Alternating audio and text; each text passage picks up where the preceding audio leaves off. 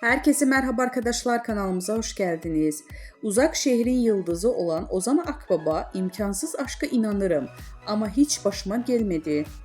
Kanal D'nin sevilen dizisi Uzak Şehrin Yıldızı Ozan Akbaba bir yandan Bak Postacı Geliyor filminin beyaz perdede boy gösteriyor. Ünlü oyuncu hem Uzak Şehir macerası hem de yeni filmi ile ilgili çok özel açıklamalar yaptı.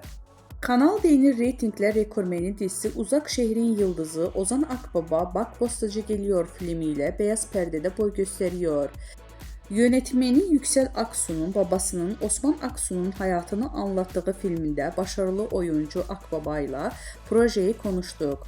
Osman'ın tam bir Anadolu adamı, her şeyi safça yaşıyor, özellikle aşkını dile getiren ünlü oyuncu filmin yanı sıra uzak şehir ve aile hayatıyla ilgili soruları da yanıtladı.